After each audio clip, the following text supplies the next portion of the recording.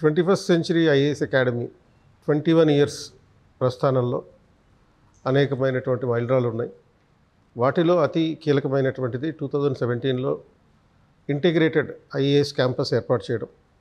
And ఈ రోజున ఈ ఇంటిగ్రేటెడ్ క్యాంపస్ శంషాబాద్లో మనకి అతిపెద్ద ఆర్ట్స్ స్ట్రీమ్ కలిగి ఉన్నటువంటి కాలేజీగా ఉంది తెలంగాణ రాష్ట్రంలోనే.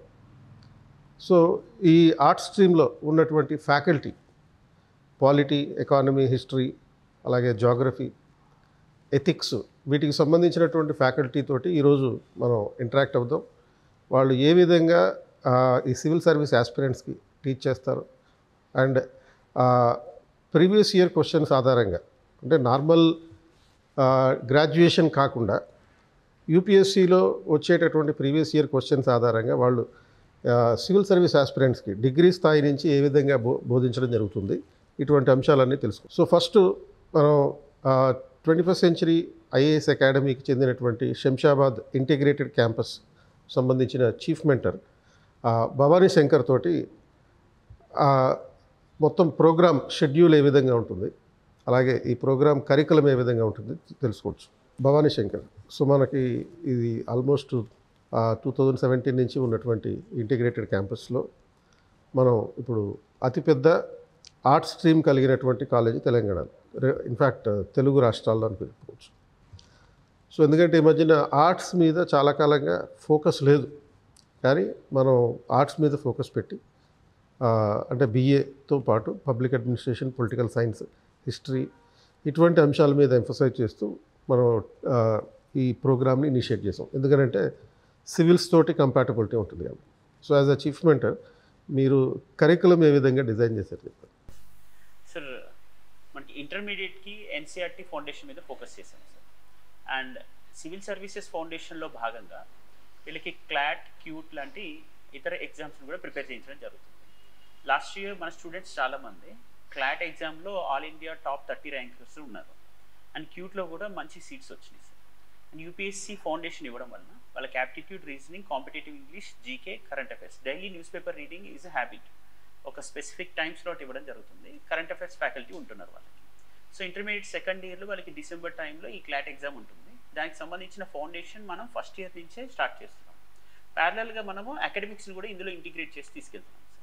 అందులో మనకి ఇంటర్మీడియట్ స్ట్రీమ్కి వచ్చేసరికి హెచ్ఈసి ఉంది అండ్ సిఈసి ఉంది. ఇది కాకుండా ఇప్పుడు రీసెంట్గా మనం ఎంపీసీ ఇంట్రొడ్యూస్ చేసాం. ఎంపీసీ స్టూడెంట్స్కి ఈ సివిల్ సర్వీసెస్ ఫౌండేషన్లో భాగంగా ఇతర ఎగ్జామ్స్ లాంటి అంటే నేషనల్ డిఫెన్స్ అకాడమీ కూడా అప్లై చేయించి రాయించడం జరుగుతుంది సార్. నెక్స్ట్ ఈ ఇయర్ ఫస్ట్ ఇయర్ జాయిన్ అయిన పిల్లలు నెక్స్ట్ ఇయర్కి ఆ ఫౌండేషన్ మీద ఫోకస్ చేయడం జరుగుతుంది.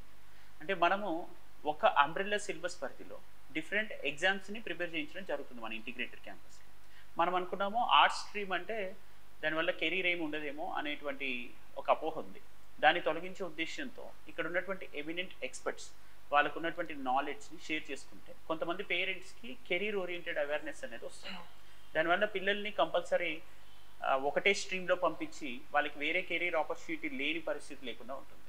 అంటే మల్టిపుల్ కెరీర్ ఆపర్చునిటీస్ ఉండాలంటే మన కరిక్యులము పిల్లలు ఏదైనా ఏ ఛాలెంజ్ అయినా ఫేస్ చేసేటట్టుగా డిజైన్ చేయాల్సిన అవసరం ఉంది. అందులో భాగంగానే మనము ఇంటర్మీడియట్లో ఇప్పుడు ఈ డిఫరెంట్ ఎగ్జామ్స్ అంటే ఈవెన్ కొంతమంది students national council for hotel management, catering టెక్నాలజీకి అప్లై చేస్తారు. అంటే hotel management, bachelor of hospitalities, దానిలో సీట్ వచ్చింది. ఇంటర్మీడియట్లో ఇంటర్ ప్లస్ ఐఎస్ ఫౌండేషన్ తీసుకున్న వాళ్ళకి. కొంతమందికి బ్యాచిలర్ ఆఫ్ డిజైనింగ్ వచ్చింది, నిఫ్ట్లో సీట్ వస్తుంది. సో నిఫ్ట్లో, డిజైనింగ్లో, సెంట్రల్ యూనివర్సిటీ ఎంట్రన్స్ టెస్ట్లో, క్లాట్ ఎగ్జామ్స్లో ఇలా అండ్ ఎన్డీఏ కూడా ఇప్పుడు ఇంట్రొడ్యూస్ చేయడం జరిగింది. కాబట్టి అంటే not only IIT NEET but also parallel other career opportunities also available during this intermediate. దీనికి సింపుల్గా ఏముంది, అంబ్రెల్లా కోర్స్ అంటే ఒక ఎన్సీఆర్టీ ఫౌండేషన్ ఇచ్చి డైలీ న్యూస్ పేపర్ రీడింగ్ ఇవ్వగలిగితే వాళ్ళకి జీకే, కరెంట్ అఫైర్స్ కవర్ అవుతాయి. దీంతోపాటు యాప్టిట్యూడ్, రీజనింగ్, కాంపిటేటివ్ ఇంగ్లీష్ నేర్పిస్తుంది.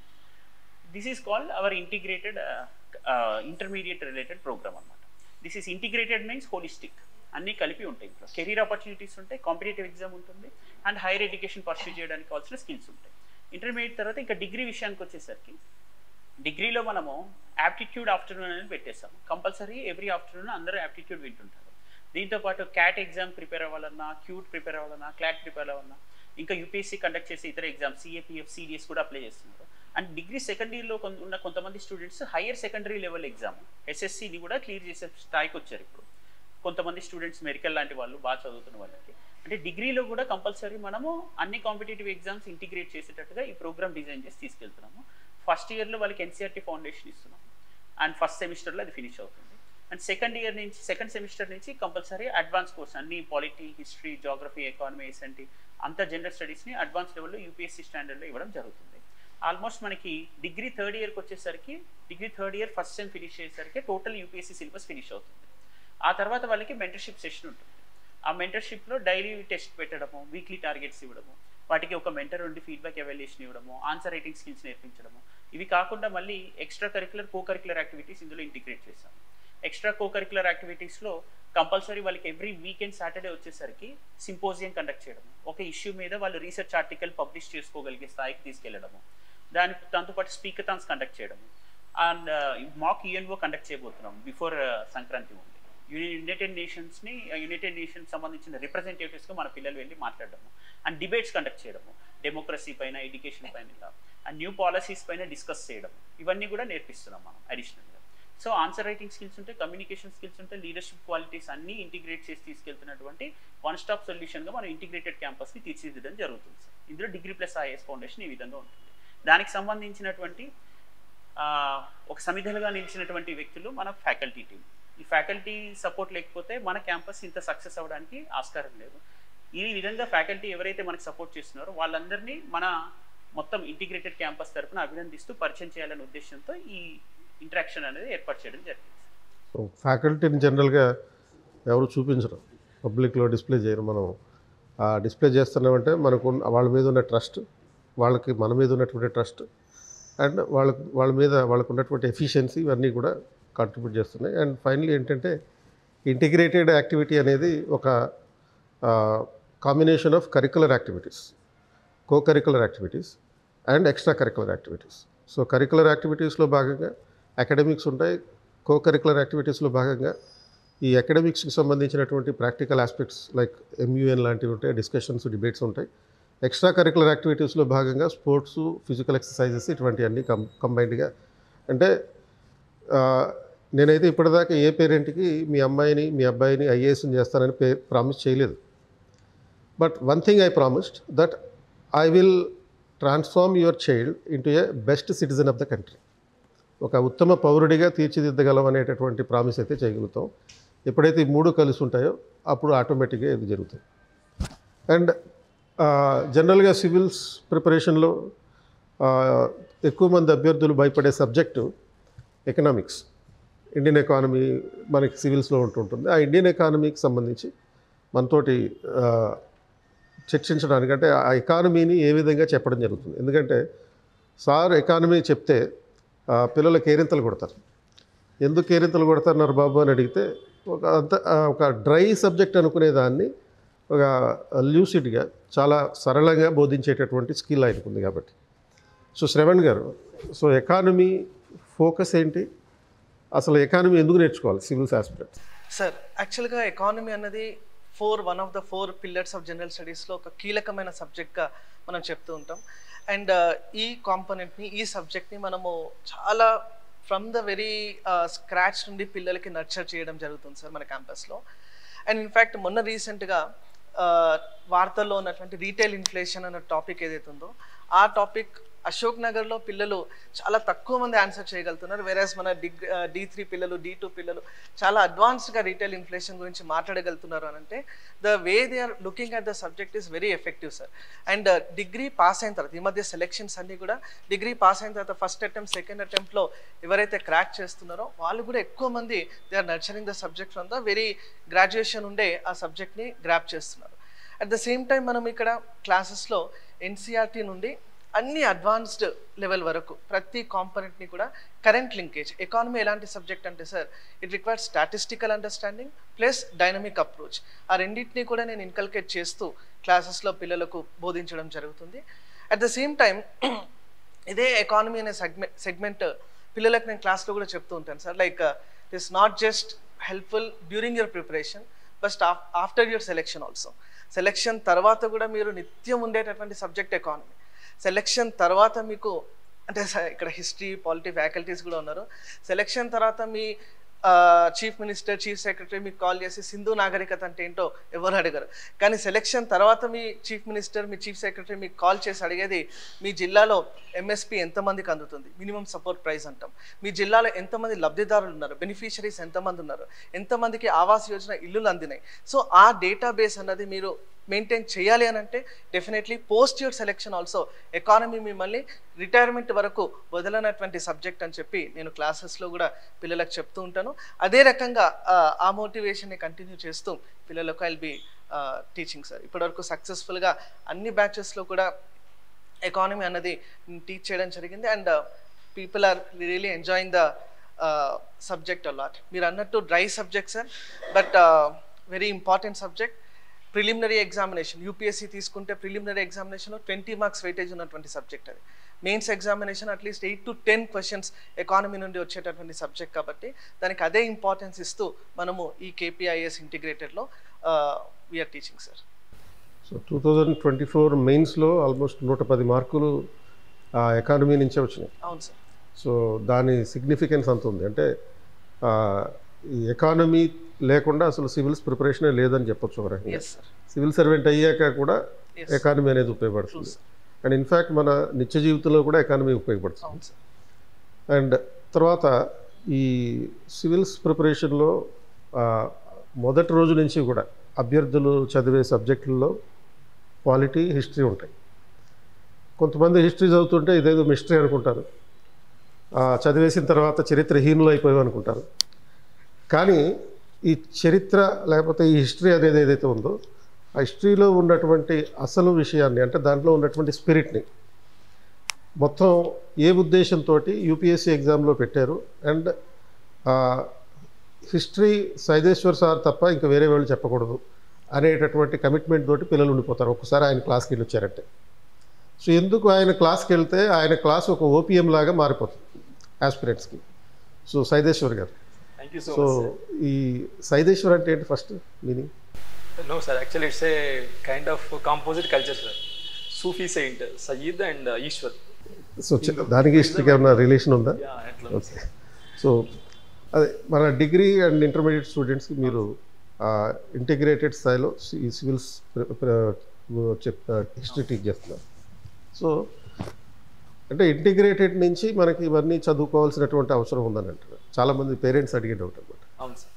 సార్ మీరు చాలా వాస్ట్ ఎక్స్పీరియన్స్ ఉంది సార్ సివిల్ సర్వీసెస్లో. సో ఈ జనరల్ స్టడీస్లో మన హిస్టరీ అనేది ancient, medieval, modern, post independent, world history one of the lengthiest subject అని చెప్పొచ్చు సార్. మీరు ఇందాక అన్నారు మిస్టరీ అని చెప్పేసి.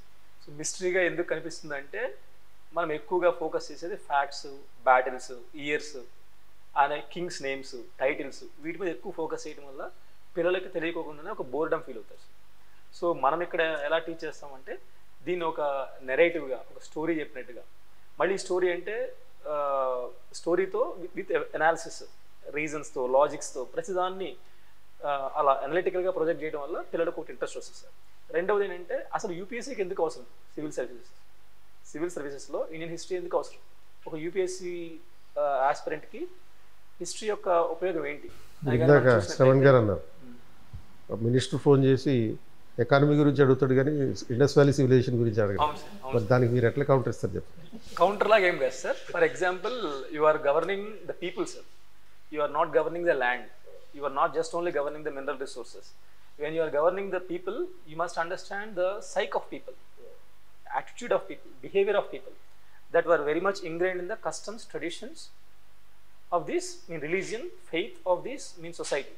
So నీకు హిస్టరీ చదువుతున్నప్పుడు తెలియకుండానే అసలు భారతదేశం ఏంటి, వీటి యొక్క విలువలు ఏంటి, ఈ ఏ మతం మీద, ఏ ఫిలాసఫీ మీద దేశం ఆధారపడి ఉంది అనేటువంటి నాలెడ్జ్ అనేది వాడి బ్యాక్ ఆఫ్ మైండ్లో ఉంటుంది. సో మినిస్టర్ కాల్ చేసినప్పుడు మనం సింధు నాగరికత గురించి ఎక్స్ప్లెయిన్ చేయకపోవచ్చు, కానీ ప్రజల్ని గవర్న్ చేస్తున్నప్పుడు తెలియకుండానే నీ బ్యాక్ ఆఫ్ మైండ్లో ఉండి నేను ఎప్పుడు అనునిత్యం గైడ్ చేస్తూ ఉంటుంది sir. So at the end of the day ఇండియాలో ఉంటున్నప్పుడు యాజ్ అ ఇండియన్ సిటిజన్గా you must know what your land is. So అది మీకు హిస్టరీ ద్వారా చాలా ఎక్కువ ఇన్సైట్స్ వస్తాయని చెప్పి అర్థం అవుతుంది సార్. ఇంకొకటి ఏంటంటే ఇప్పుడు మనం పాలిటీని అర్థం చేసుకోవాలనుకున్నా సరే, లేకపోతే ఇంటర్నేషనల్ రిలేషన్స్ అర్థం చేసుకోవాలనుకున్నా సరే, ఇంకా ఇండియన్ సొసైటీని అర్థం చేసుకోవాలనుకున్నా సరే, లేకపోతే ఎకానమీలో వచ్చిన క్రైసిస్ వల్ల పొలిటికల్ రెవల్యూషన్స్ని అర్థం చేసుకోవాలన్నా సరే, సో కంప్లీట్గా మనం వరల్డ్ హిస్టరీ, మోడర్న్ ఇండియా ఇవన్నీ వీటి ద్వారా ఎక్కువ ఇన్సైట్స్ మనకి దొరుకుతాయని చెప్పి అనిపిస్తుంది సార్. అంటే మన spirit of the constitution ఓజ్ its origin to the history only. So కాబట్టి హిస్టరీ కంపల్సరీగా చదవాలి. అండ్ ఇదేమి మిస్టరీ కాదు. మీరు కనుక ఎన్సీఆర్టీ ఫౌండేషన్తో బిగిన్ చేస్తే అసలు హిస్టరీ ఎలా చదవాలి, ఎందుకు చదవాలి, ఇటువంటి అన్ని విషయాలతోటి మొదలవుతుంది అనేది ఆయన ఉద్దేశం. And that's an excellent thing. తర్వాత మనకి గ్రాడ్యుయేషన్లో మనకు ఉన్నటువంటి గ్రూప్స్లో పబ్లిక్ అడ్మినిస్ట్రేషన్, పొలిటికల్ సైన్స్, తర్వాత ఇటువంటి ఉన్నాయి.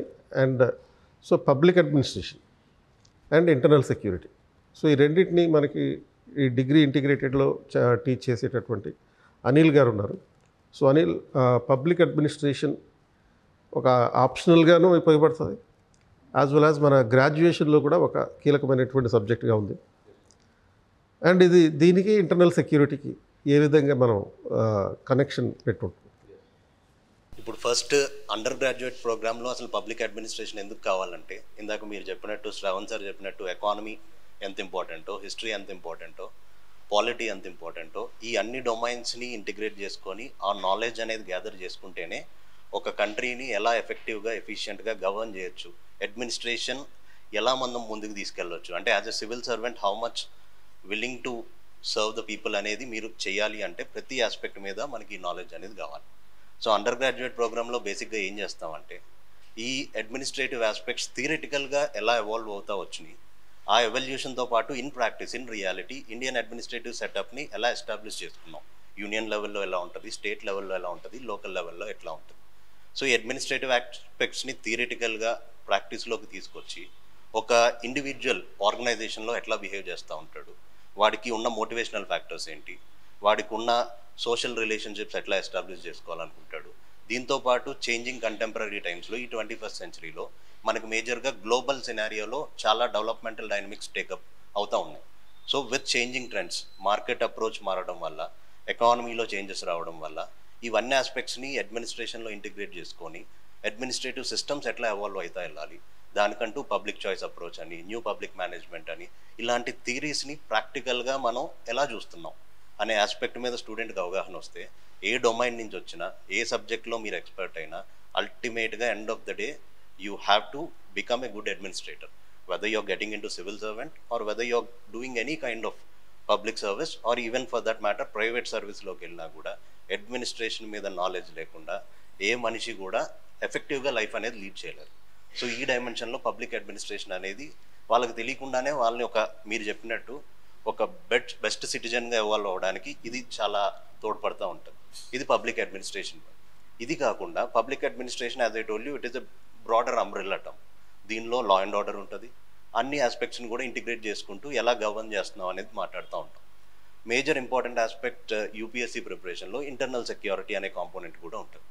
అంటే ఇప్పుడు ఇంటర్నల్ సెక్యూరిటీ అనగానే జిఎస్ పేపర్ 3లో ఆల్మోస్ట్ 50 మార్క్స్ వెయిటేజ్ ఉన్న కాంపోనెంట్. అసలు ఇంటర్నల్ సెక్యూరిటీ గురించి మనం ఎందుకు అర్థం చేసుకోవాలి అంటే లా అండ్ ఆర్డర్ ఇష్యూ. దీన్ని ఇప్పటిదాకా మనం సెక్యూరిటీ అంటే ఒక ట్రెడిషనల్ ఆస్పెక్ట్ ఆఫ్ సెక్యూరిటీ మీద ఫోకస్ చేసాం. బట్ ఇప్పుడు రీసెంట్గా మనం హోమ్ మినిస్ట్రీ అమిత్ షా స్టేట్మెంట్లు చూసిన నక్సలిజం అనేది ఇండియాలో సిగ్నిఫికెంట్గా డిక్లైన్ అయిపోతుంది. It is in the last lap. March 2026కి వచ్చేసరికి కంప్లీట్గా వైపౌట్ అయిపోతుంది ఇండియాలో నుంచి. అసలు left wing extremism, red corridors అనేవి ఉండవు అని ఇలాంటి స్టేట్మెంట్స్ చేస్తున్నారు. బట్ సిగ్నిఫికెంట్గా చూస్తే ఈ ట్రెడిషనల్ అప్రోచ్ టు సెక్యూరిటీ అనేది ఎక్స్పోనెన్షియల్గా లీడింగ్, అంటే డ్రాబ్యాక్ పడుతూనే వచ్చింది గ్రాఫ్ అనేది. బట్ నాన్ ట్రెడిషనల్ థ్రెట్స్ అనేవి ఎమర్జింగ్ అవుతూ ఉన్నాయి because of integration of technology. Non traditional అంటే సైబర్ స్పేస్లో సోషల్ మీడియా అబెండెంట్గా యూజ్ చేయడం వల్ల. సో దీనితో ఉన్న కాంప్లికేషన్స్ని ఎలా ఓవర్కమ్ చేయాలి అనే డైమెన్షన్లో మనం సెక్యూరిటీ ఛాలెంజెస్ అనే సబ్జెక్ట్ని ఇంటిగ్రేట్ చేసుకుంటూ యూపీఎస్సీలో కూడా ఒక 50 మార్క్స్ అనేది అకార్డ్ చేస్తూ ఉన్నాం. సో వీళ్ళకి బై రూట్స్ అనేది ఇంటర్మీడియట్ డిగ్రీ నుంచే మనం ఇవన్నీ అనలిటికల్గా ఇవ్వడం వల్ల ఏ స్టూడెంట్ అయినా once he is coming out of this integrated campus he will be in a position to attempt all the UPSC questions. ఎందుకంటే మనం థీమ్స్ ఐడెంటిఫై చేస్తున్నాం, దానికి ఇష్యూస్, డెవలప్మెంటల్ మెజర్స్ గవర్నమెంట్ ఏం తీసుకుంది అనేది మాట్లాడుతున్నాం. సో మళ్ళీ కోచింగ్ అనే నెసెసిటీ కూడా లేకుండా ఇక్కడ మనం ఫినిష్ చేసే టాపిక్స్, ఇక్కడ మనం కవర్ చేసే సబ్జెక్ట్స్ని బై కోర్ అర్థం చేసుకుంటే ఫస్ట్ అటెంప్ట్లో బయటకు రాగానే ఏ ఎగ్జామ్ అయినా క్రాక్ చేసే పొటెన్షియల్తో మనం స్టూడెంట్ని మన క్యాంపస్ నుంచి బయటకు పంపిస్తున్నాం సార్. లా కూడా చేసినట్టున్నారు. Yes sir.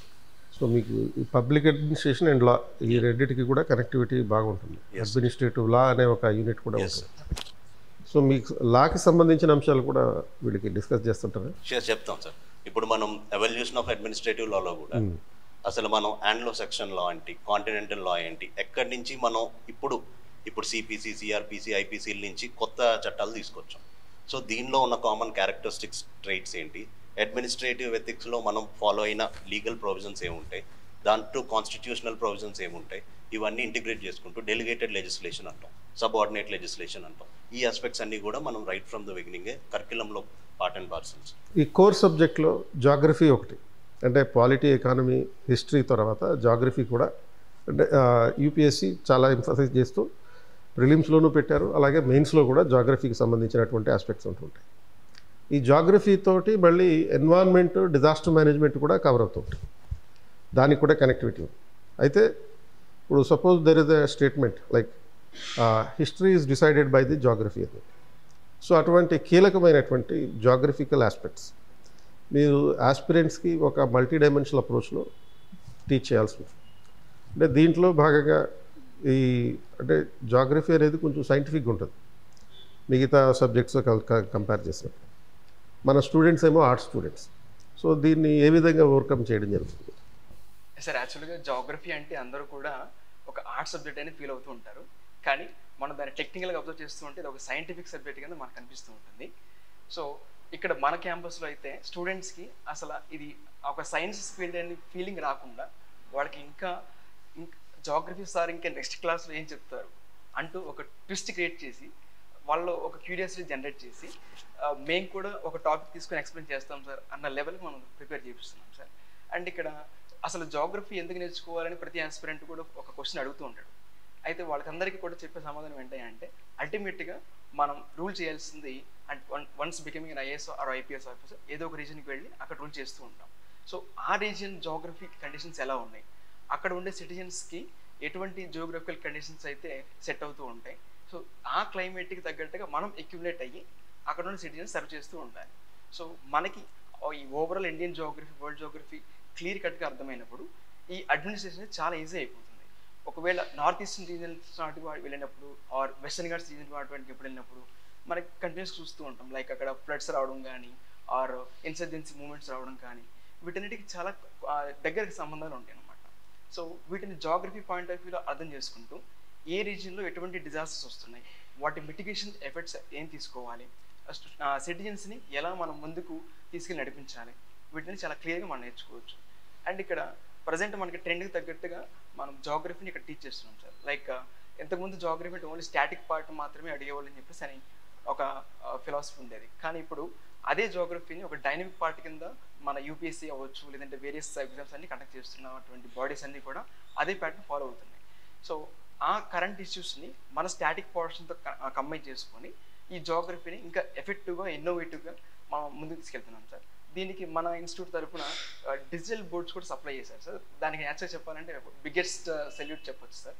ఎందుకంటే ఒక జాగ్రఫికల్ కాన్సెప్ట్ని అర్థం చేసుకోవాలంటే ఒక 2 డైమెన్షనల్ నార్మల్ బోర్డుకి అయితే దాంతో ఎక్స్ప్లెయిన్ చేసినప్పుడు ఉన్న కంటెంట్ కన్నా ఒక డిజిటల్ బోర్డు ద్వారా ఎక్స్ప్లెయిన్ చేసిన కంటెంట్తో స్టూడెంట్స్కి చాలా ఈజీగా గ్రాస్ప్ చేయగలుగుతున్నారు. అండ్ వాళ్ళు ఇంకా ఇటువంటి కాన్సెప్ట్స్ మాకు కావాలని చెప్పేసి రిక్వెస్ట్ చేస్తున్నారు మనల్ని. సో వాళ్ళు చూపించిన ఇంట్రెస్ట్ని బట్టి మనం ఇంకా ఇన్నోవేటివ్గా ఎలా చేస్తే బాగుంటుందని మనం మేధోమథనం చేస్తూ వాళ్ళకు ఉన్నటువంటి కాన్సెప్ట్ క్లారిటీ ఇంప్రూవ్ చేస్తూ ముందుకు వెళ్తున్నాం సార్. అండ్ ఆన్సర్ రైటింగ్ కూడా మనం యాక్చువల్లీ డిగ్రీ సెకండ్ ఇయర్ వాళ్ళకి మెంటర్షిప్ తీసుకుంటున్నాం సార్.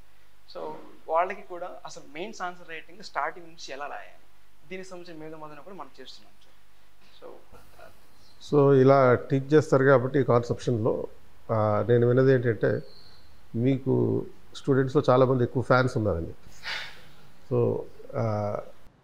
ఈ పద్ధతి ప్రకారం మన ప్రిపరేషన్ కూడా ఉంటాయి. ఈ సివిల్స్లో జాగ్రఫీ అనేది అంటే అన్ని డైమెన్షన్స్లో వరల్డ్ జాగ్రఫీ కావచ్చు, ఫిజికల్ జాగ్రఫీ కావచ్చు, ఇండియన్ జాగ్రఫీ కావచ్చు, ఇది కేవలం సివిల్స్ పర్స్పెక్టివ్లోనే కాకుండా మీకు కెరియర్ పర్స్పెక్టివ్లో కూడా బాగా ఉపయోగపడేటటువంటిది. ఎంఎస్సీ జాగ్రఫీ చేయొచ్చు, చేసి తర్వాత జాగ్రఫీ రిలేటెడ్గా ఉండేటటువంటి కెరియర్లో కూడా వెళ్ళేటటువంటి అవకాశం ఉంటుంది. అండ్ తర్వాత సివిల్స్ ప్రిపరేషన్లో మనకి వచ్చేటటువంటి మరొక కీలకమైనటువంటి అంశం. డే 1 నుంచి అభ్యర్థులు చేతిలో పట్టుకుని తిరిగే పుస్తకం ఇండియన్ పాలిటీ లక్ష్మీకాంత్ అనే బుక్. సో ఈ పాలిటీ టీచ్ చేసేటటువంటి శ్రీకాంత్ గారు. సో ఈ పాలిటీ మరి ఇంత సిగ్నిఫికెంట్ ఏరియా అంటే 110 మార్కులు వచ్చినాయి 2024 మెయిన్స్లో. 110 మార్క్స్ ఏమో పాలిటీ నుంచి వచ్చినాయి, 90 మార్క్స్ వరకునేమో ఈ మన గవర్నెన్స్కి వచ్చినాయి, 40 మార్క్స్ వరకు దీనికి వచ్చినాయి, ఐఆర్కి వచ్చినాయి. అండ్ సో ఇండియన్ కాన్స్టిట్యూషన్ సంబంధించి అంటే ఏ విధంగా మీరు డిగ్రీ ఫస్ట్ ఇయర్లో ఉన్న స్టూడెంట్కి లేకపోతే ఇంటర్మీడియట్ ఫస్ట్ ఇయర్లో ఉన్న స్టూడెంట్కి ఇనిషియేట్ చేయడం జరుగుతుంది? సార్ ఇది యాక్చువల్గా ఇంటిగ్రేటెడ్ కోర్స్ అనేది it's a great opportunity for students sir. మనం ఇంటర్ ఫస్ట్ ఇయర్ నుంచి డిగ్రీ ఫస్ట్ ఇయర్ నుంచి ఎన్సీఆర్టీస్ లెవెల్లో స్టార్ట్ చేసి ఒక సెమిస్టర్ స్పాన్ వరకు 6 months వరకు కంప్లీట్గా ఎన్సీఆర్టీస్ మీద focus, so that they understand the basics. అసలు సోషలిజం అంటే ఏంటి, జస్టిస్ అంటే ఏంటి, ఈ జస్టిస్ ఫెమినిస్ట్ వేలో ఎలా ఉంటుంది, మార్క్సిస్ట్ వేలో ఎలా ఉంటుంది, ఇవన్నీ ఆ బేసిక్స్లో కవర్ చేసేస్తారు. అంటే ఎన్సీఆర్టీలో ఉండేటటువంటి ఎన్సీఆర్టీస్లో ఉన్న basic things, every definition, every meaning అది అర్థమైన స్టూడెంట్కి సెకండ్ సెమిస్టర్లో మనం పాలిటీ స్టార్ట్ చేసినప్పుడు, హిస్టారికల్ బ్యాక్గ్రౌండ్ నుంచి స్టార్ట్ చేసినప్పుడు everything will be easier to understand. And more over వాళ్ళు రోజు పేపర్ చదువుతూ ఉంటారు, న్యూస్ చూస్తూ ఉంటారు, ఛానల్స్, అది చూస్తూ ఉండి మనం చెప్పేది వాళ్ళకి రియల్ లైఫ్లో కనిపిస్తూ ఉంటుంది. How a decision was taken by a government, ఒక క్యాబినెట్ ఎలా బిహేవ్ చేస్తుంది, ఆ క్యాబినెట్ ఇంట్రడ్యూస్ చేసిన పాలసీని ఎలా ఇంప్లిమెంట్ చేస్తున్నాం. So implementation is not same through out the country. ఇక్కడ ఇంప్లిమెంట్ చేసినట్టు వేరే స్టేట్లో కూడా ఇంప్లిమెంట్ చేయలేము ఈ రోజుల్లో బికాస్ ఆఫ్ దీస్ డైవర్సిటీస్. ఎందుకు చేయలేకపోతున్నాం, ఇవన్నీ ఈ ఎన్సీఆర్టీస్ లెవెల్లో ఫస్ట్ సెమిస్టర్లో అండ్ పాలిటీ సెకండ్ సెమిస్టర్లో బేసిక్ యాక్చువల్ పాలిటీ స్టార్ట్ చేసినప్పుడు ఈజీగా గ్రాస్ప్ చేసుకుంటారు. And they use to come to me like పేపర్లో, సార్ ఇలా చదివాము, వాట్ ఈస్ దిస్, క్యాబినెట్ ఈ డెసిషన్ తీసుకుంది, క్యాబినెట్ ఇలా బిహేవ్ చేస్తుంది మీరు చెప్పారు, సో ఇక్కడ ఇంప్లిమెంట్ అవుతుంది, తమిళనాడులో ఎందుకు ఇంప్లిమెంట్ అవ్వట్లేదు, ఇలాంటి క్వశ్చన్స్తో వస్తారు సార్ దగ్గరికి. అండ్ D2 D3 స్టూడెంట్స్కి పాలిటీ కోర్స్ ఫస్ట్ ఇయర్లో ఫినిష్ అయిపోయిన తర్వాత సెకండ్ ఇయర్లో ఐఆర్ స్టార్ట్ చేస్తాం. So the strategies what government is have, any aspirant of bureaucrat one day will be talking about the strategies of a government. ఆ పొజిషన్లో ఉంటాడు ఏదో ఒక రోజు. So what kind of behaviour India is having with rest of the world, and ఎలాంటి approach నైబర్స్తో ఉంటుంది.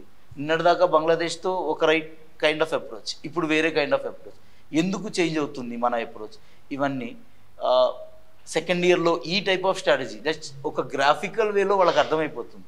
Okay, why we are changing it. నిన్నటిదాకా ఫ్రెండ్లీగా ఉన్న నేషన్ ఈరోజు ఎందుకు, మనం 6th క్లాస్లో సోషల్ అనే సబ్జెక్ట్స్ చదవటం స్టార్ట్ చేసిన దగ్గర నుంచి Russia is a good friend of India, but today we are in the camp of USA, literally very close associate to USA, Israel. So ఎందుకు వచ్చింది ఈ చేంజ్, దేన్ని బేస్ చేసుకొని మన అప్రోచ్ టువర్డ్స్ అదర్ నేషన్స్ మారింది. ఇవన్నీ at the age of 18-19 D1 D2 students చదవటం, it's an opportunity for them. So నేను రియల్గా చాలామంది స్టూడెంట్స్కి ఇప్పుడు మనం క్లాస్ చెప్పిన తర్వాత I will ask somebody to write 150 words దీని మీద నాకు రాసి చూపించండి అని. And the points what they write, what kind of points they incorporate, ఎలాంటి అనాలిసిస్ చేస్తారు, అవి చూసి ఈ ఆన్సర్ నేను మెయిన్స్ రాసినప్పుడు నేను వాడుకుని ఉంటే బాగుండేది ఈ పాయింట్ అని నేను ఇప్పుడు చాలామంది స్టూడెంట్స్ని చూసి అనుకున్నాను sir. So at the age of 18-19, they are almost ready to write exam when they are not even eligible to write. So by the time they finish their graduation, they are exam ready. అసలు 18-19 D2 D3కే exam ready ఉంటున్నారు sir, eligibility లేదు, but they are ready. The questions they put to us, ఇలాంటి question అడుగుతున్నాడు, they connect with the real analytical గా వెళ్ళిపోతారు sir. Polity finish అయిన student ఐఆర్కి వచ్చేసరికి the way they make analysis, నేను మెయిన్స్ చదివేటప్పుడు కూడా చేయలేదేమో, చేసుంటే నేనే సర్వీస్ బాగా వచ్చిండేదేమో, ఈ ఫీలింగ్ నాకు 2-3 సార్లు జెన్యున్గా వచ్చింది. They were ready even when they were not eligible. Such an opportunity చూసినప్పుడు జెలసీ అనిపిస్తుందా లేకపోతే ప్రౌడ్ అనిపిస్తుందా? లైక్ ఐ ఫీల్ లైక్ నేను చదువుకున్నప్పుడు ఇంటిగ్రేటెడ్ లేదు, ఉండుంటే వేరేలా ఉండేది పరిస్థితి అనిపిస్తుంది. ఇంటిగ్రేటెడ్ స్టార్టెడ్ అరౌండ్ 2014-15 ఆ టైంలో, నాకు అప్పటికి అటెంప్ట్స్ అయిపోయింది. So I was your student one 2008లో చైనా బజార్ దగ్గర ఉన్నప్పుడు మన క్యాంపస్లో. సో ఆ కైండ్ ఆఫ్ ఆపర్చునిటీ వాడికి ఈ కోర్సులో ఇంటిగ్రేటెడ్ కోర్సులో దొరుకుతుందంటే it's great opportunity. Real civil servant aspirant ఎవరైనా ఉంటే this is the only opportunity not to miss it. 20 years age రాకముందే they will be ready to write the exam. అలా ఎనలిటికల్గా మారిపోతున్నారు వాళ్ళు, ఇన్వాల్వ్ అయిపోయి సబ్జెక్ట్లో. It's great thing. I'm very happy that I'm a part of this integrated course. కేపీలో ఉన్నందుకు I'm very happy. So Srikanth sir అట్లా అంటే ఒక కంటిన్యూస్ లెర్నర్స్ 21st సెంచరీలో ఉండే టీచర్లందరూ నిరంతరం సబ్జెక్ట్ నేర్చుకుంటారు. ఆ సబ్జెక్ట్ నేర్చుకోవడం అనేది ఓన్లీ పుస్తకాల నుంచే కాకుండా కొలీగ్స్ నుంచి నేర్చుకుంటారు, అలాగే స్టూడెంట్స్ నుంచి కూడా నేర్చుకుంటారు. Therefore I always say that children give us an opportunity to become adults. So అలాగే ఈ పాలిటీ మనకి ఫౌండేషన్ ఎన్సీఆర్టీ పుస్తకాల ద్వారా వస్తుంది. 6th క్లాస్ నుంచి 12th క్లాస్ వరకు, మరి పర్టికులర్గా 11th ఉన్నటువంటి ఇండియన్ కాన్స్టిట్యూషన్ నెట్వర్క్ అనే పుస్తకం నుంచి ఒక 250 పేజీల పుస్తకం ఉంటుంది. అండ్ ఇందులో పిక్టోగ్రఫిక్గా అసలు పాలిటీ ఏ విధంగా అర్థం చేసుకోవచ్చు, పాలిటీలో కాన్స్టిట్యూషన్లో మనం నేర్చుకునేది ఒకటి, ప్రాక్టికల్గా రియల్ వరల్డ్లో డిఫరెంట్గా ఉండేటటువంటి అంశాలు ఉంటాయి. ఈ వేరియేషన్స్ కూడా మనకి ఎన్సీఆర్టీ పుస్తకాల్లో కార్టూన్ రూపంలో ఇస్తుంటారు. ఇప్పుడు అన్టచబిలిటీ ప్రొహిబిషన్ యాక్ట్ అని అంటారు, బట్ ప్రాక్టికల్గా స్టూడెంట్స్ చూసేటప్పటికేమో అన్టచబిలిటీ మా ఇంటి దగ్గర ప్రాక్టీస్ చేస్తున్నారు కదా అని అంటారు. ఆ విషయాన్ని మనకి ఈ ఎన్సీఆర్టీ పుస్తకాల్లోనే ఒక పిక్టోగ్రఫీకే ఇవ్వడం జరిగింది, కార్టూన్ రూపంలో ఇవ్వడం జరిగింది. సో ఇటువంటి ఎన్సీఆర్టీస్ని స్టూడెంట్స్కి టీచ్ చేయడానికి ఎక్స్క్లూజివ్గా ఎన్సీఆర్టీ ఫోకస్ ఫౌండేషన్ ఇవ్వడం కోసం పాలిటీ ఎన్సీఆర్టీ టీచ్ చేసేటటువంటి అలేఖ్య గారు మనతో ఉన్నారు. సో అలేఖ్య, మీరు ఏ విధంగా ఎక్కడి నుంచి మొదలు పెట్టంటే పాలిటీ ఎన్సీఆర్టీ 6th నుంచి స్టార్ట్ చేస్తారా, ఆర్ డైరెక్ట్గా 11th నుంచి స్టార్ట్ చేసి intermediate foundation? Started from 6th. Actually students 10th finish చేసుకుని ఇంటర్మీడియట్ వచ్చేటప్పుడు బేసిక్గా కాన్స్టిట్యూషన్ అంటే ఏంటి వాళ్ళకి తెలియదు. They read in the news paper. జనరల్గా ఎవ్రీడే లైఫ్లో prime minister, MLAs, MPs, president, ఇట్లా ఈ వర్డ్స్ కానీ ఈ పొజిషన్లో ఉన్న పీపుల్ని ఫేస్ చేస్తూ ఉంటారు. They read about all of them. ఇప్పుడు రీసెంట్గా యూఎస్లో ఎలక్షన్స్ అయ్యాయి సార్, ప్రెసిడెంట్ ఎలక్షన్స్. వై యూఎస్లో ప్రెసిడెన్షియల్ క్యాండిడేట్కి ఎందుకు అంత ఇంపార్టెన్స్ ఇస్తారు? ఇండియాలో ప్రెసిడెన్షియల్ క్యాండిడేట్ కన్నా ప్రైమ్ మినిస్టర్ క్యాండిడేట్కి అట్లా డైనమిక్ లీడర్షిప్ నేచర్ ఉంటుంది. Why is there the difference? So మనం అసలు కాన్స్టిట్యూషన్ అంటే ఏంటి, బేసిక్గా ఒక రూల్స్, ఇండియాలో గవర్నెన్స్ చేయడానికి బేసిక్ రూల్స్ ఏంటి, so how MP is elected, how president is elected, వాళ్ళ పవర్స్ ఏంటి, ప్రెసిడెంట్ ఫంక్షన్స్ ఏంటి, ప్రైమ్ మినిస్టర్ ఫంక్షన్స్ ఏంటి. సో ఇవన్నీ బేసిక్ అవగాహన అనేది important sir for clearing UPSC. Polity అనేది చాలా ఇంపార్టెంట్ రోల్ ప్లే చేస్తుంది. Ultimately you should be and people who clear this exam వాళ్ళు అడ్మినిస్ట్రేటర్స్ అవుతారు. So they should know all things about the administration governance part. So that is why polity is very important. And ఈ చిన్న ఏజ్లో వీళ్ళు ఇట్లా ముందు నుంచి ఇంటిగ్రేటెడ్లో join అవడం వల్ల by the time they get eligibility they could be easily clearing the exam. Lot of people graduation అయ్యాక వస్తారు సార్ ప్రిపరేషన్లోకి, కానీ మన స్టూడెంట్స్ ఇట్లా ముందు నుంచి ప్రిపరేషన్లో రావడం వల్ల చాలా అడ్వాంటేజెస్ పొజిషన్లో ఉంటారు, చాలా ఫాస్ట్గా సక్సెస్ అచీవ్ చేస్తూ ఉంటారు. సో మనం ఎన్సీఆర్టీలో అసలు డైవర్సిటీ అంటే ఏంటి, డిస్క్రిమినేషన్ అంటే బేసిక్, అన్టచబిలిటీ అసలు అన్టచబిలిటీ అంటే ఏంటి, సో ఇలాంటి బేసిక్ అవగాహన అన్నది మనకి ఇంటర్ స్టూడెంట్స్కి మనం నేర్పిస్తాం sir. But even you will be surprised, inter second year students నార్మల్గా మనకి ఆర్గన్స్ ఆఫ్ ది గవర్నమెంట్ ఉంటాయి కదా సార్.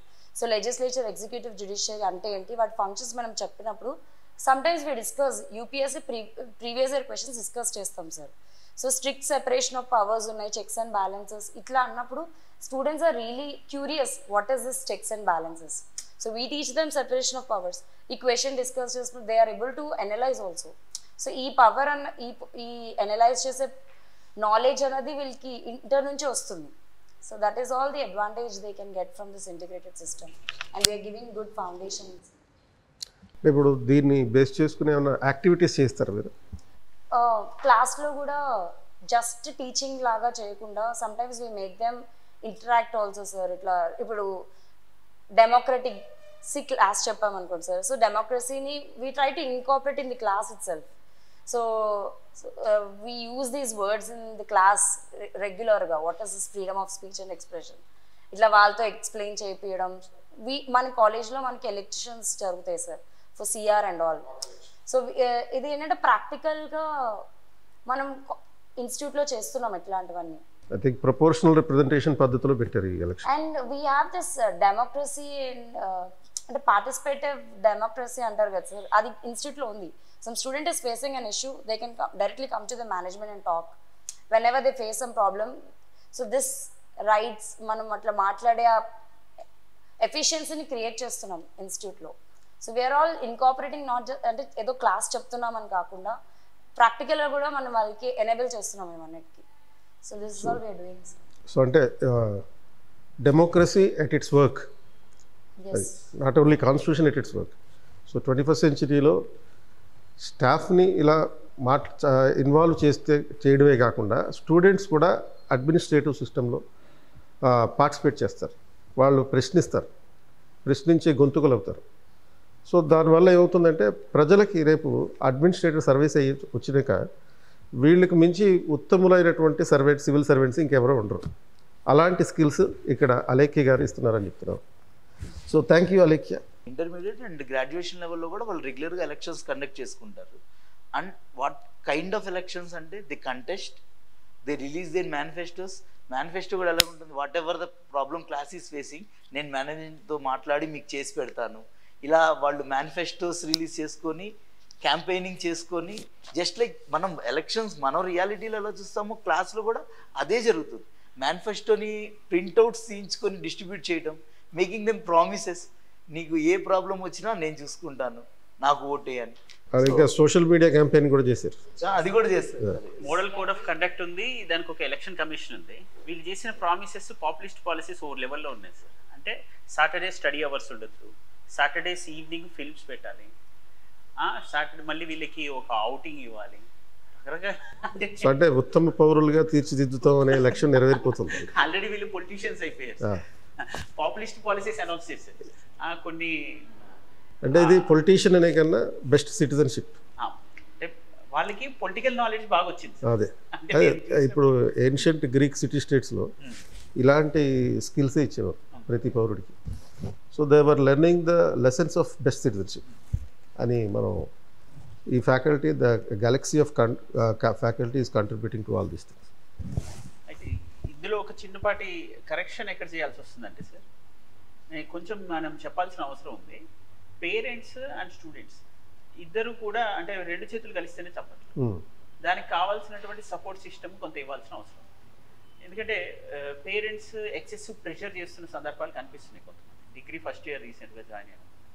సో వాళ్ళు అవుట్ ఆఫ్ ప్రెషర్ కూడా ఓన్లీ మార్క్సే చూస్తున్నారు, ఇంత చూడట్లేదు. అంటే కేవలం మార్క్స్ మాత్రమే వ్యక్తిత్వానికి కొలమానం కాదు, మార్క్స్ ఆ విద్యార్థి భవిష్యత్తుకి అసలే ఆధారం కాదు.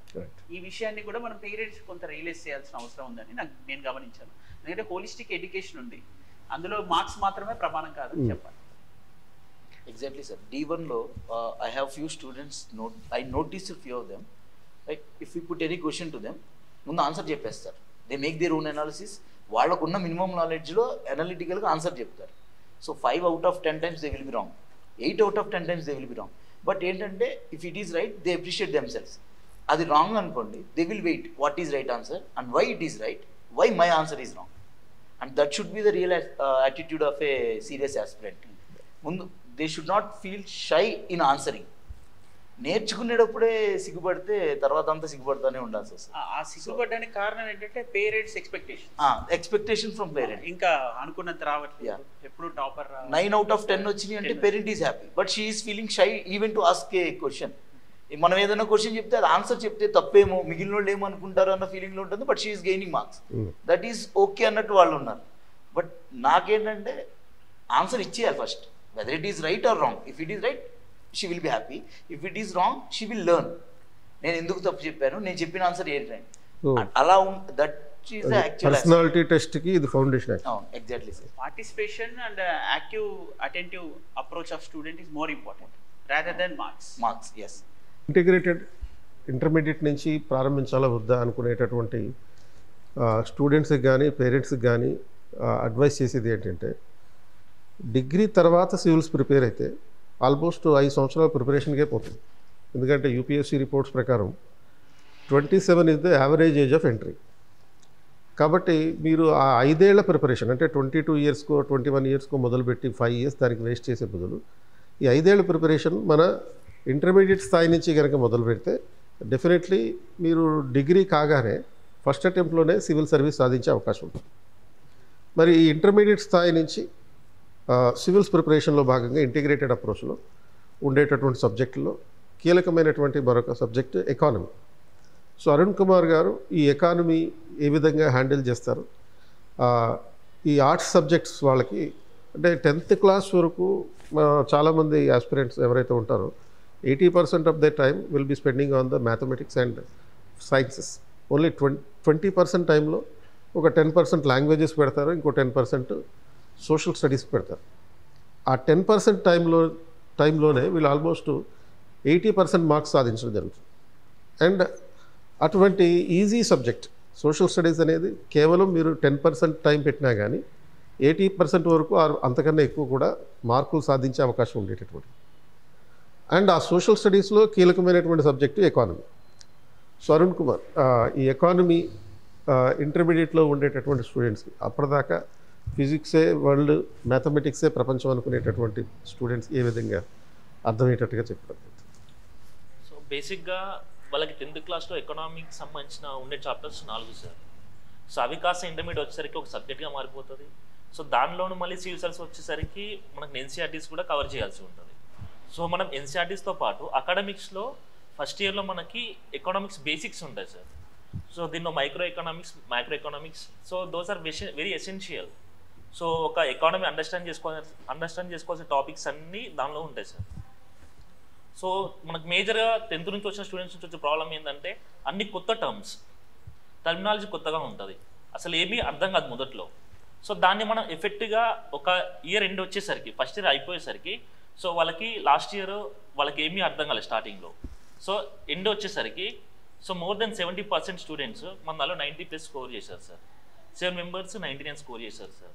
అంటే మనం ఒక ఎఫెక్టివ్ వేలో వాళ్ళకి మైక్రో ఎకనామిక్స్ని బేసిక్స్ నుంచి, so starting from the demand and supply నుంచి తీసుకెళ్ళి, so money and banking and inflation, so work that మళ్ళీ స్టాటిస్టిక్స్ కూడా, so which are essential for public policy. So దాన్ని కూడా మనం కవర్ చేస్తున్నాం సార్ ఫస్ట్ ఇయర్లో. సెకండ్ ఇయర్ వచ్చేసరికి ఎంటర్ ఇండియన్ ఎకానమీ మొత్తం సో దానిలో ఉంటుంది. ఎన్సీఆర్టీస్ కంటే చాలా ఎక్కువ కంటెంట్ ఉంటుంది సెకండ్ ఇయర్ ఎకానమీలో. సో దాని total Indian economy starting from the national income, economic development and economic గ్రోత్ని స్టార్ట్ చేస్తే ఫైనల్గా ఎన్వైర్మెంటల్ ఎకనామిక్స్, ఇది ఎసెన్షియల్ ప్రెజెంట్ ఉన్న డిబేట్ ఉన్న topics environmental economics sir. So దాని వరకు సో మనం ఇంటర్మీడియట్ సెకండ్ ఇయర్లో కవర్ చేస్తున్నాం. సో దట్టు మనం ఇంప్లిమెంట్ చేసే cat exam, VAT exam 2, comprehensive analysis test and VAT. So ఈ 2 వీక్లీ అనాలిసిస్ టెస్ట్. సో ఈ 2 మేజర్గా మనం పార్ట్ ఆఫ్ ది కరికులం తీసుకెళ్తున్నాం సార్. సో దీనిలో మనం సివిల్ సర్వీసెస్ ప్రిలిమ్స్ ఎగ్జామ్ సంబంధించిన ఆబ్జెక్టివ్ క్వశ్చన్స్, తర్వాత వ్యాట్ ఎగ్జామ్ మెయిన్స్ సంబంధించిన క్వశ్చన్స్, సో దాన్ని మనం ప్రిపేర్ చేసి, సో స్టూడెంట్స్ అందరూ ఒక ఇంటర్మీడియట్ అయిపోయేసరికి వాళ్ళకి చదవడం, న్యూస్ పేపర్ చదవడం అండ్ నోట్ మేకింగ్, తర్వాత ఆన్సర్ రైటింగ్ అనేది మనం నేర్పిస్తున్నాం సార్. సో ఎకానమీ చదవడం వల్ల మొత్తం మిగతా సబ్జెక్టులన్నీ కూడా నేర్చుకునే అవకాశం ఉంది. అందులో జాగ్రఫీ వస్తుంది, ఎన్వైర్న్మెంట్ వస్తుంది, అలాగే టెక్నాలజీకి సంబంధించిన అంశాలు వస్తాయి, పబ్లిక్ పాలసీ దాంట్లో ఉంది. ఇప్పుడు అమెరికాలో డిపార్ట్మెంట్ ఆఫ్ గవర్నమెంట్ ఎఫిషియన్సీ అని ఒక కొత్త డిపార్ట్మెంట్ పెట్టారు. అలాంటి డిపార్ట్మెంట్లో ఎకానమీ ఓరియంటెడ్గా పనిచేసేటటువంటి అంశాలు. కాబట్టి ప్రభుత్వ పరిపాలన సమర్థవంతంగా జరగాలంటే ప్రతి సివిల్ సర్వెంట్ ఎకానమీ నేర్చుకునేటటువంటి అవసరం ఉంటుంది. సో ఈ అంశాన్ని అరుణ్ కుమార్ గారు మనకి పర్ఫెక్ట్గా ఏ విధంగా ఎగ్జిక్యూట్ చేయాలో చెప్పారు. సో బేసిక్గా ఎకానమీ అనేది ఇందాక శ్రవణ్ సార్ చెప్పినట్టుగా, అందరూ చెప్పినట్టుగా, సో ఎకానమీ మనం జస్ట్ నేర్చుకోవడం అనేది ఓన్లీ సివిల్ సర్వీస్తో అయిపోదు సార్. సో దాన్ని ఇంకా ముందుకు తీసుకెళ్తాం. సో దీనిలో మనకి డిగ్రీలో ఉన్న సబ్జెక్ట్స్ స్టాటిస్టిక్స్ ఫర్ ఎకనామిక్స్, తర్వాత పబ్లిక్ ఎకనామిక్స్. సో ఇవి 2 సబ్జెక్ట్స్ ఏంటంటే సార్ మనకు పబ్లిక్ ఎకానమీలో ఒక పాలసీ ఎఫెక్ట్ ఎలా ఉంటుంది. ఇప్పుడు మనకి రైతు భరోసా స్కీమ్ ఉంది, పిఎం కిసాన్ స్కీమ్ ఉంది. సో ఈ 2 స్కీమ్స్ ఇంప్లిమెంట్ చేస్తే పీపుల్స్ ఇన్కమ్లో ఎలా చేంజెస్ వస్తాయి, ఓకే, పీపుల్స్ ఇన్కమ్ ఎలా చేంజ్ వస్తాయి, వాళ్ళ ఎంప్లాయ్మెంట్ ఎలా చేంజ్ అవుతుంది, వాళ్ళ పవర్టీ లెవెల్స్ ఎలా తగ్గుతాయి. సో వీటికి సంబంధించిన ఎక్కువ మనం అంశాలని అర్థం చేసుకోగలుగుతాం. సో ఇలా మనం బేసిక్గా ఆఫ్టర్ సివిల్ సర్వీసెస్ కూడా సో మనకి చాలా యూజ్ అవుతుంది sir. 21st century IAS academy integrated campus start చేసినప్పటి నుంచి కూడా 21st సెంచరీలో సీనియర్ మోస్ట్ ఫ్యాకల్టీగా ఉన్నటువంటి రాంబాబు గారు కూడా మనతో పాటు ఉన్నారు. సో సార్ హిస్టరీ చెప్పడంలో నిష్ణాతులు. ఎందుకంటే అది ఇంటర్మీడియట్కి చెప్పినా కానీ లేకపోతే డిగ్రీ ఫైనల్ ఇయర్ వాళ్ళకి చెప్పినా కానీ వాళ్ళ స్టాండర్డ్స్ని బట్టి సార్ యొక్క టీచింగ్ అనేది మారిపోతుంది. అదేవిధంగా డిగ్రీ అయిపోయిన వాళ్ళు ఎవరైతే సివిల్ సర్వీస్ డైరెక్ట్గా అపియర్ అవుతున్నారో వాళ్ళకి టీచ్ చేసేటటువంటి పద్ధతి వేరే ఉంటుంది. And previous year questions analysis చేస్తారు. అలాగే రాబోయే క్వశ్చన్స్ ఏ విధంగా ఉంటాయో కూడా ప్రెడిక్ట్ చేసి చెప్పగలుగుతారు. సో ఆయన స్ట్రైక్ రేటు పవన్ కళ్యాణ్ లాగా 100% స్ట్రైక్ రేట్. ఎందుకంటే ఆయన టీచింగ్ చేసేటటువంటి ప్రతి పాయింట్ ఎగ్జామ్లో కనపడుతుంది. అండ్ ఒక స్టూడెంట్ ఏం చెప్పాడంటే, స్టూడెంట్ ఎగ్జామ్ రాస్తున్నప్పుడు హిస్టరీ క్వశ్చన్స్కి ఆన్సర్ రాస్తున్నప్పుడు సారు ముఖం క్వశ్చన్ పేపర్లో కనపడింది. ఇంతకు మించి పెద్ద అప్రిసియేషన్ ఏమీ ఉండదు. సో రాంబాబు సార్, మీరు ఈ ఇంటిగ్రేటెడ్కి మొదటి సంవత్సరం నుంచి మీరు టీచ్ చేస్తున్నారు మనకి 21st సెంచరీ. సో మీరు స్టూడెంట్స్ని ఇట్లా ఏం చెప్పి మాయ చేస్తారు? ఇందులో మాయ ఏం లేదు సార్. సబ్జెక్ట్ ఓరియంటేషన్లో వాళ్ళకి ఏది అవసరం అనేది, ఆ క్లాస్కి ఏది అవసరం అనేది అది పర్ఫెక్ట్గా మనం ఇవ్వగలిగితే అందులో మనం సక్సెస్ అయినట్టే సార్. ఇప్పుడు ఒక దగ్గర ఇప్పుడు వాళ్ళ మెంటాలిటీ ఏంటి, అక్కడ వాళ్ళకి మనం ఏం చెప్పాలి, లేకపోతే డిగ్రీకి అపియర్ అవుతూ సివిల్స్ ప్రిపరేషన్లో ఉన్నారా అనేది తెలుసుకొని దానికి అనుగుణంగా మనం ముందుకు వెళ్ళాలి. ఒక ప్రాసెస్. రెండోది ఏంటంటే సివిల్ సర్వీసెస్ ఓరియంటేషన్లో ఉన్న సబ్జెక్ట్, ఇప్పుడు అశోకుడు ఎన్సీఆర్టీలో అయినా మన అకాడమీలో అయినా లేకపోతే సివిల్ సర్వీస్ లెవెల్లో చదువున్నా గ్రూప్ 1 స్టేజ్లో చదువుకున్న అశోకుడు ఎక్కడ పుట్టాడంటే ఇండియాలో పుట్టాడని చెప్పాలి, అమెరికాలో పుట్టాడని చెప్పం కదా. ఇది యథార్థమైన అంశం. ఆ చెప్పేది ఇండియాలో పుట్టేటప్పుడు ఎట్లా ఉంది, అమెరికాలో పుట్టేటప్పుడు వాళ్ళకుండే చేంజెస్ ఎట్లా ఉండొచ్చు, లేకపోతే ఇండియాలో పుట్టిన వాడికి అంత గొప్పతనం ఎందుకు వచ్చింది, ఫారినర్స్లో ఉన్నటువంటి వాళ్ళకి ఉండేటప్పుడు పొజిషన్ ఎట్లా ఉంటుంది అంటే ఇక్కడ ఏంటంటే వ్యక్తి పుట్టే ప్లేస్ని బట్టి ఆ ఏరియాని బట్టి వాళ్ళకి కొన్ని బెనిఫిట్స్ లాంటివి తెలివితేటలు అనేవి వస్తూ ఉంటాయి. దానికి అనుగుణంగానే మనం కొంచెం ఆ క్యాండిడేట్ని చెప్పేటప్పుడు కానీ ఆ కింగ్డమ్ గురించి మాట్లాడేటప్పుడు కానీ మనం చెప్పాల్సి ఉంటుంది సార్. దానివల్ల ఏంటంటే స్టూడెంట్కి ఎఫెక్ట్ అనేది పెరుగుతుంది. ఒక విషయం, అసలు హిస్టరీ అంటేనే సార్ ఇది వే ఆఫ్ లైఫ్ మోడర్న్ డెఫినేషన్లో, but not study of past. Today main definition the way of life అంటే జీవన విధానంలో ఒక భాగం హిస్టరీ అంటే. ఒక్కొక్క సబ్జెక్టు ఏంటంటే దాని గురించే మాట్లాడుతుంది. బట్ హిస్టరీ ఏంటంటే పాలిటీ మాట్లాడుతుంది, ఎకానమీ మాట్లాడుతుంది, రిలీజియస్ కండిషన్స్ మాట్లాడుతూ ఉంటుంది, అట్లాగనే ఆర్ట్ అండ్ ఆర్కిటెక్చర్ గురించి కూడా మాట్లాడుతుంది.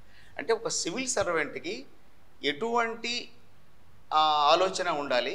సివిల్ సర్వెంట్ అనేవాడు పబ్లిక్లోకి వెళితే, ఫర్ ఎగ్జాంపుల్ ఒక సివిల్ సర్వెంట్ ఈరోజు రెవెన్యూ డిపార్ట్మెంట్లో ఉంటాడు, మరోసారి వెటర్నరీ డిపార్ట్మెంట్లో ఉంటారు, మరోసారి ఫైనాన్స్ డిపార్ట్మెంట్లో ఉండొచ్చు. ఏ డిపార్ట్మెంట్కి వెళితే ఆ డిపార్ట్మెంట్కి సంబంధించినటువంటి తెలివితేటలు రావాలి అంటే హిస్టరీ చదవాలి ఖచ్చితంగా. ఎందుకంటే హిస్టరీ అనేది ఏదో ఒక్క అంశాన్ని గురించి మాట్లాడే చరిత్ర కాదు. చాలామంది అంటారు బోర్ సబ్జెక్ట్. బోర్ ఏం కాదు సార్. ఇది ఒరిజినల్గా చదువుకునేటప్పుడు, చారిత్రకమైన అంశాలు చదువుకునేటప్పుడు ఖచ్చితంగా దాని మీద ఖచ్చితమైన ఫ్యాక్ట్ మనం స్టూడెంట్కి చెప్పగలిగితే దాని మీద ఇంట్రెస్ట్ ఫీల్ అవుతాడు.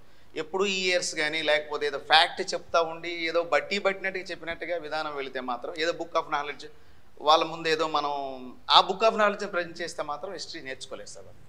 హిస్టరీ అనేది హిస్టరీలా చారిత్రకంగానే వెళ్ళాలి. ఫర్ ఎగ్జాంపుల్ చరిత్ర చదువుకున్న అభ్యర్థి ఏ రేంజ్లో ఉంటాడంటే ఉదాహరణ చెప్తాను. ఫర్ ఎగ్జాంపుల్ ఒకప్పుడు షేర్షా సూర్ అని ఒక సూర్ డైనాసిటీ ఉండేది సార్. ఇక్కడ షేర్షా గారు అని ఒక పేద కుటుంబీకుడు, ఒక గొప్ప అడ్మినిస్ట్రేటర్ అవుతాడు. అసలు భారతదేశం ఈరోజు జరుగుతున్న పోర్ట్ఫోలియో సిస్టమ్ కానీ లేకపోతే మినిస్టర్స్ ఎయిర్పోర్ట్ కానీ ఆయన నుంచే వచ్చింది నిజం చెప్పాలంటే. ఎందుకంటే ఈ రోజున ఒకప్పుడు మనకు ఉమ్మడి ఆంధ్రప్రదేశ్ ఉండేటప్పుడు వైఎస్ రాజశేఖర రెడ్డి గారు మనకి ముఖ్యమంత్రిగా ఉండేటప్పుడు ఆయన ఒక ప్రోగ్రామ్ తీసుకొచ్చారు మనకి, పట్టాదారు పాస్బుక్ సిస్టమ్ అని ఒకటి వచ్చింది. ఆ సిస్టమ్ అనేది వైఎస్ రాజశేఖర రెడ్డి గారి ఆలోచన నుంచి వచ్చిందో లేకపోతే వేరెవరు ఆలోచించిందో కాదు.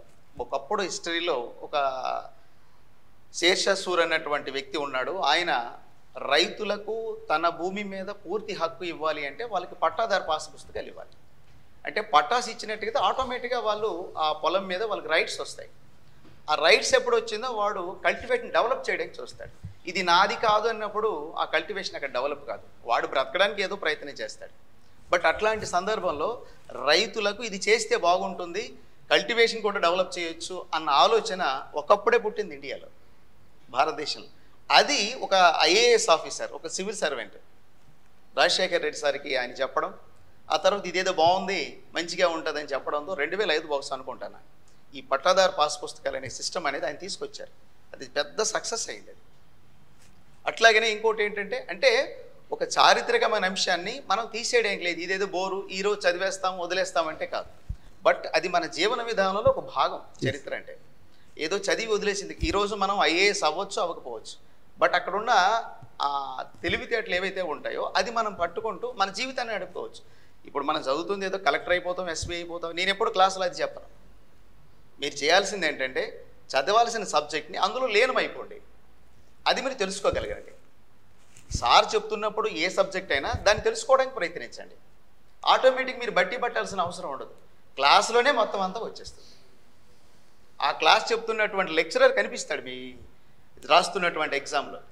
ఆ మెజర్మెంట్ ఎప్పుడైతే మనం ఇవ్వగలుగుతామో ఖచ్చితంగా సివిల్ సర్వెంట్ స్టూడెంట్ అయినప్పుడు సివిల్ సర్వెంట్కి వెళ్ళిపోయే ఆస్కారం బాగానే ఉంటుంది సార్.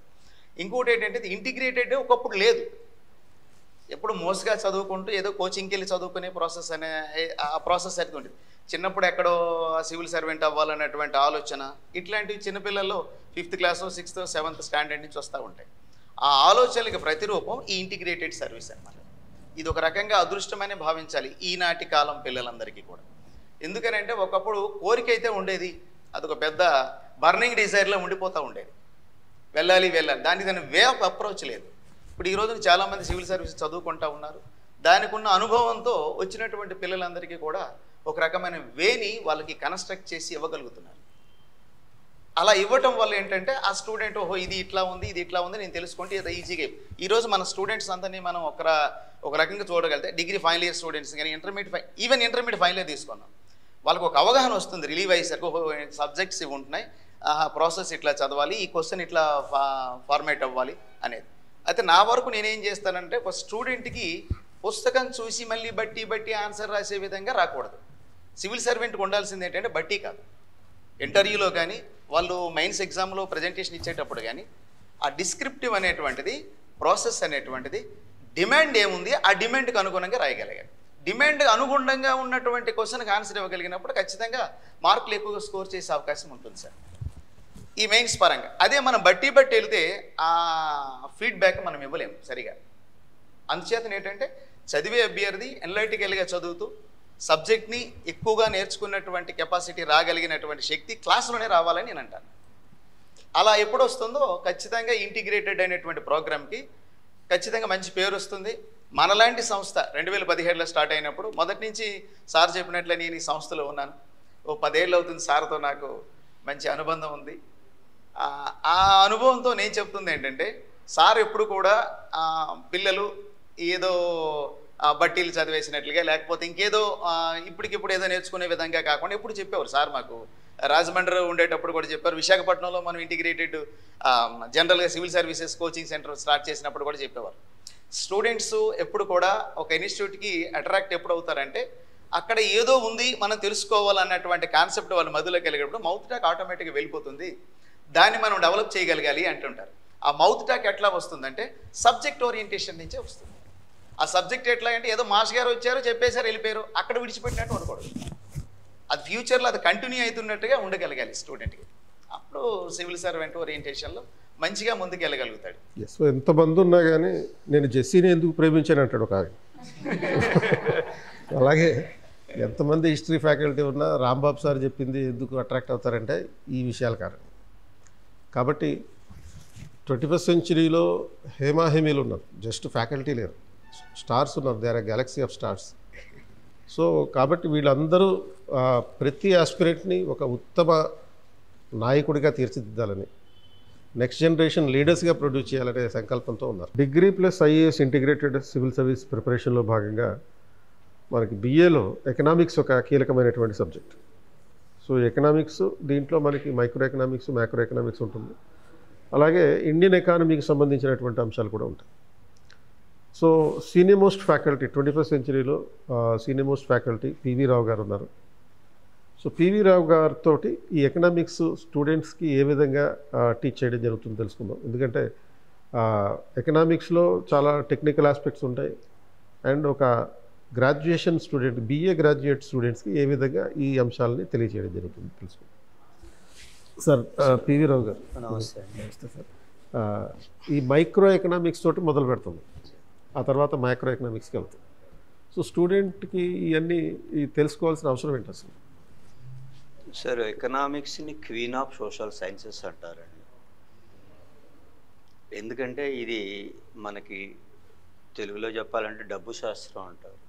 మనం ఏం చదివినా ఏం చేసినా డబ్బు కోసం. కాబట్టి దీన్ని P.A. శామ్యుల్సన్ అని Nobel laureate of America, first Nobel laureate in America, ఆయన గారు ఈ described it as queen of social sciences అని చెప్తారు. దీంట్లో ప్రధానంగా మొట్టమొదట మైక్రో ఎకనామిక్స్ ఉంటుంది. సో మైక్రో ఎకనామిక్స్ ఏంటంటే మెయిన్గా అన్ని బేసిక్స్ ఉంటాయి. మనం రోజు మాట్లాడే డిమాండ్ అంటే ఏంటి, సప్లై అంటే ఏంటి, ధరలు అంటే ఏంటి, ప్రయోజనం అంటే ఏంటి, మార్కెట్లు అంటే ఏంటి, మార్కెట్లో ధర ఎలా నిర్ణయించబడుతుంది, తర్వాత ఒక కన్జ్యూమరు మ్యాక్సిమం సాటిస్ఫాక్షన్ ఎలా తీసుకుంటాడు, ఒక ప్రొడ్యూసర్ మ్యాక్సిమం అవుట్పుట్ ఎలా తీసుకుంటాడు, ప్రాఫిట్ ఎలా తీసుకుంటాడు, ఈ ఆస్పెక్ట్స్ అన్నీ కూడా మైక్రో ఎకనామిక్స్ వస్తాయండి. మైక్రో ఎకనామిక్స్ ఆ బేసిక్స్ కనుక మనం పిల్లలకి ఇవ్వగలిగితే నెక్స్ట్ వాళ్ళకి మ్యాక్రోలోకి తీసుకెళ్తాం. సో మ్యాక్రో ఎకనామిక్స్లో ఏంటంటే మెయిన్గా నేషనల్ ఇన్కమ్ అంటే ఏంటి, దాని భావనలు ఏంటి, దాని తర్వాత మనీ అంటే ఏంటి, బ్యాంకింగ్ అంటే ఏంటి, తర్వాత పబ్లిక్ ఫైనాన్స్ అని ఉంటుంది, అందులోనే బడ్జెట్ అట్లాంటి విషయాలు, అలానే ఇంటర్నేషనల్ ట్రేడ్ అని ఉంటుంది, ఎక్స్పోర్ట్స్ ఇంపోర్ట్స్ ఇవన్నీ ఉంటాయి. సో ఎప్పుడైతే మైక్రో అర్థమవుద్దో మ్యాక్రో అర్థమవుతుంది. మ్యాక్రో అర్థమైతే ఇండియన్ ఎకానమీ అర్థమవుతుంది. అందుకనే ఇండియన్ ఎకానమీ ఇంకొక పేరు ఏంటంటే మ్యాక్రో ఎకనామిక్స్ ఆఫ్ ఇండియా అంటాం. మామూలుగా GSలో ఎకానమీ చెప్తున్నామంటే is nothing but macro economics. దానికి కరెంట్ అఫైర్ యాడ్ చేస్తే ఎకానమీ అవుద్ది అంతే. ఫర్ ఎగ్జాంపుల్ GDP మ్యాక్రోలో నేర్చుకుంటాడు.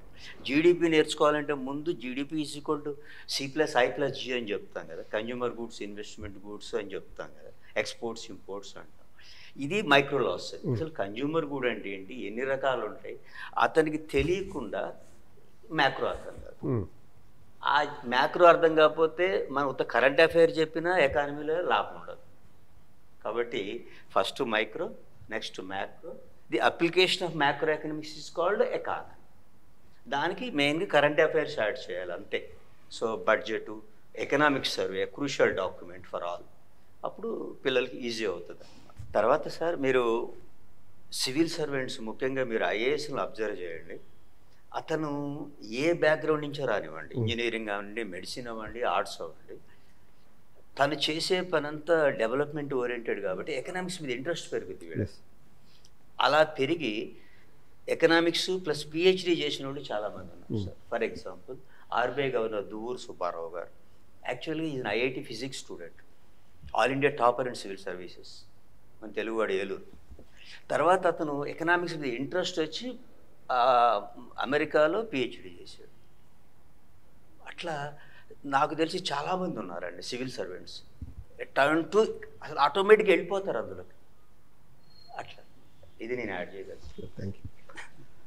తర్వాత ఇంటిగ్రేటెడ్ స్టూడెంట్స్కి టీచింగ్ మాత్రమే కాకుండా కోచింగ్ కూడా మొదలు పెడుతుంది.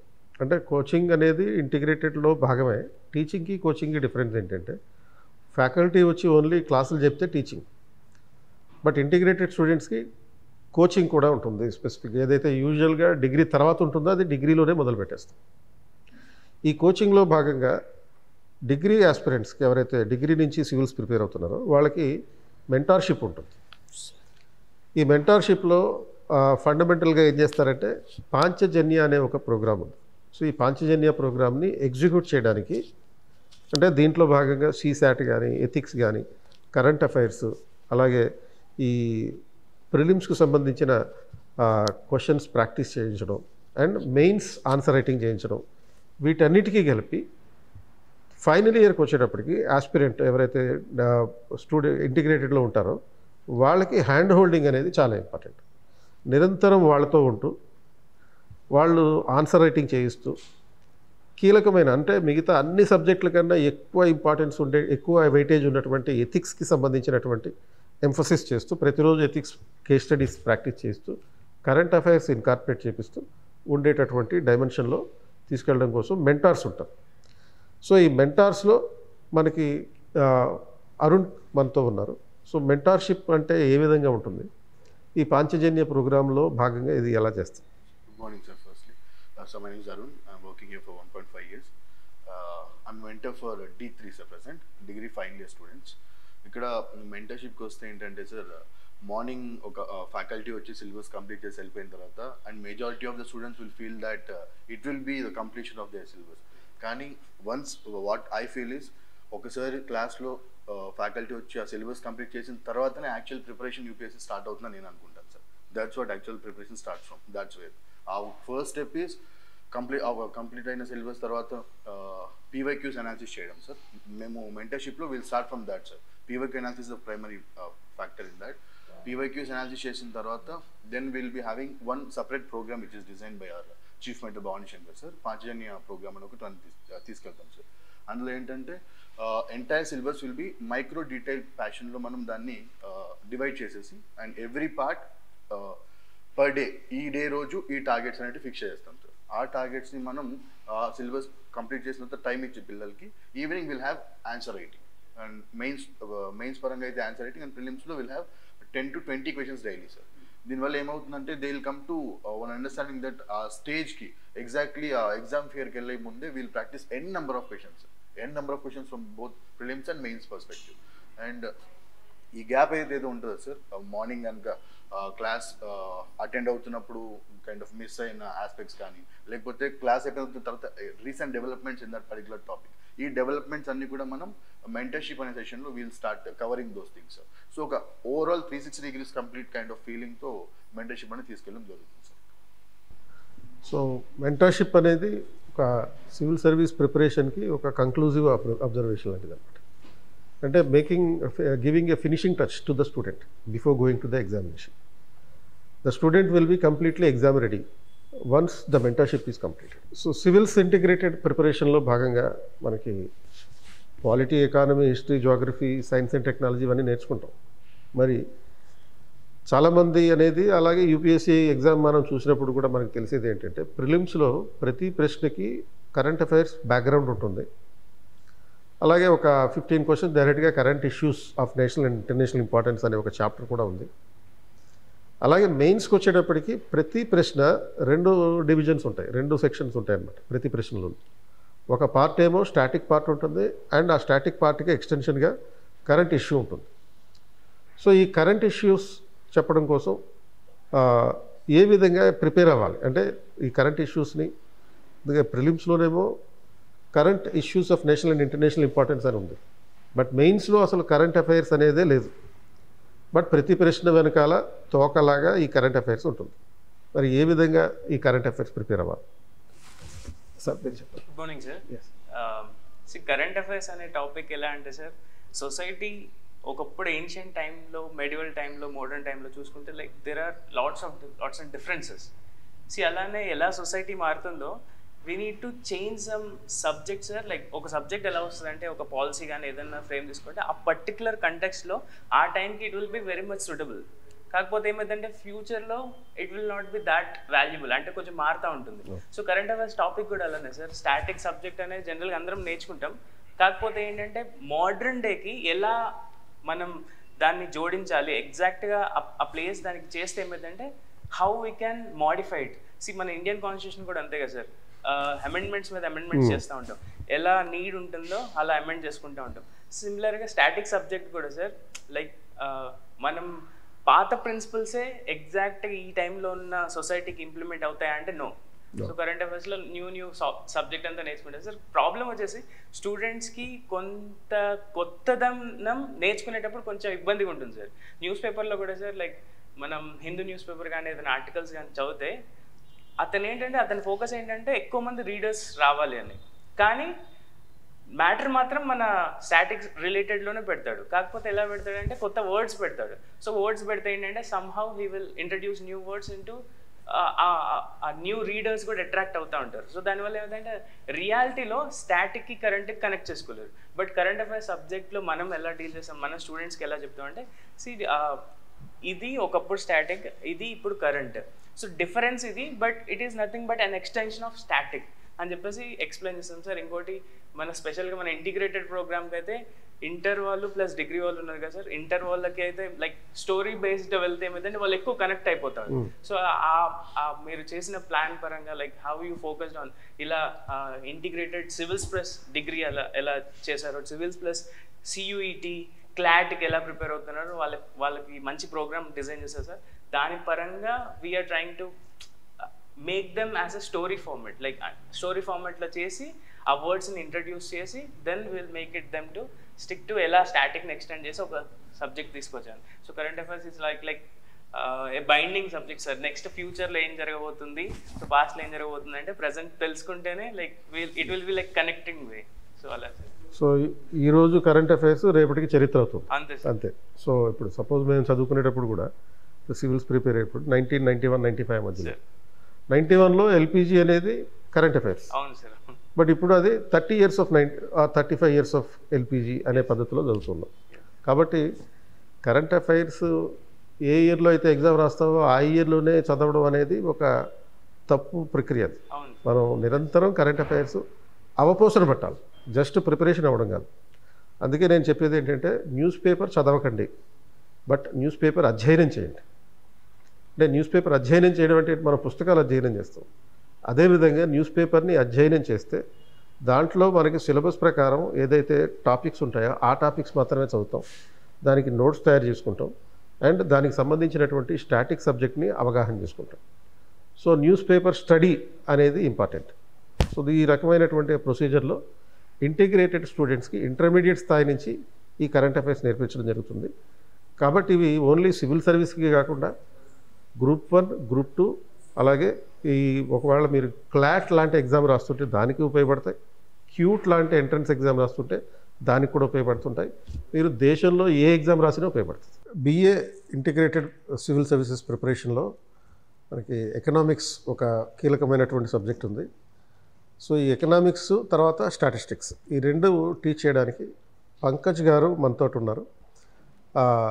పంకజ్ ఏంటంటే ఆయన కేవలం అకాడమిక్ ఫ్యాకల్టీ మాత్రమే కాకుండా ప్రాక్టీసింగ్ లాయర్ కూడా.